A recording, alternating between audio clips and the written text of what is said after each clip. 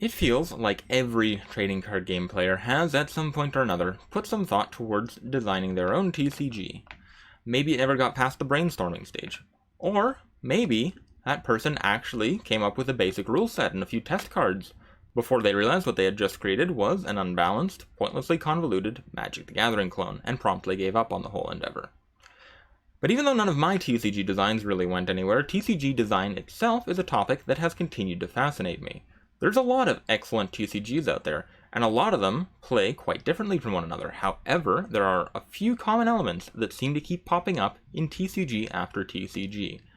I've currently found 5 that I can identify, and these elements of design are not just a common thread between TCGs, but they are essential to the design of TCGs as a genre. For this video, we will start with just one of these elements, a life system, or a score system. This system is an incremental measurement of progression towards the game's victory condition.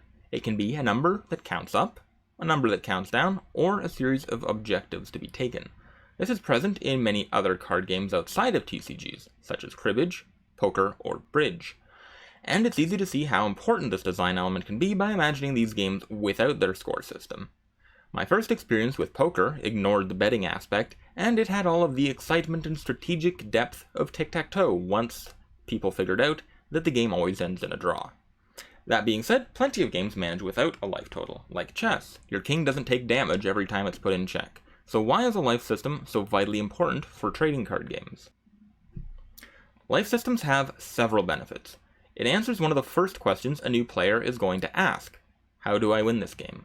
What is the objective? And, more broadly, what's the game about? How do you win in Netrunner? You collect 7 points worth of agendas, either by advancing them as the corporation, or by stealing them from corporations as the runner. How do you win in Magic? Using creatures and spells, you reduce the opponent's life to 0. How do you win in Pokemon? Defeat your opponent's Pokemon, and collect prizes. The first to collect all of their prizes wins the game. In each of these games, there's obviously a whole lot more going on than what these victory conditions alone will suggest, but it's still very helpful for new players, especially since the rest of the game can get very complicated. It also gives the new player an easy measure of progress to grab onto. High life is safe, and low life is dangerously close to defeat, so they can take some solace in their defeat, knowing that they managed to reduce their opponent to a low life total.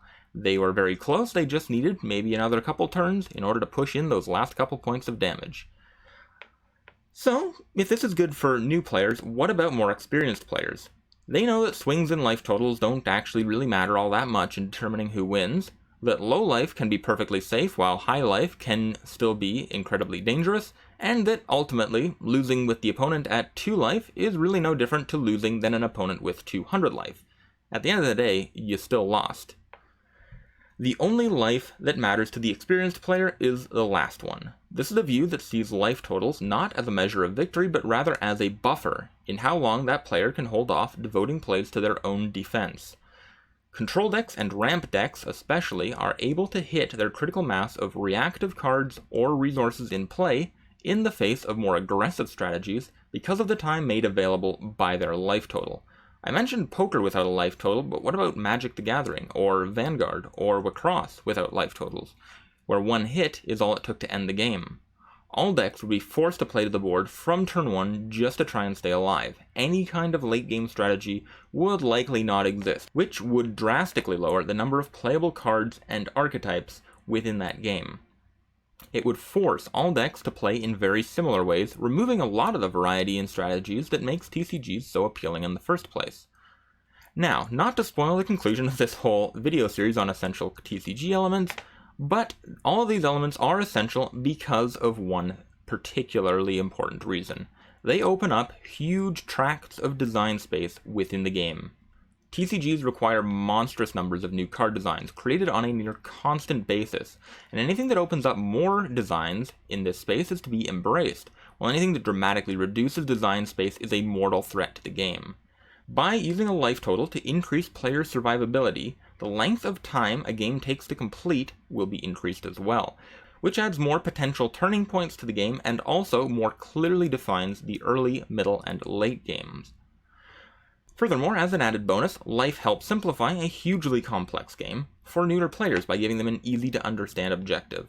For all of these reasons, life systems or score systems are essential to trading card games.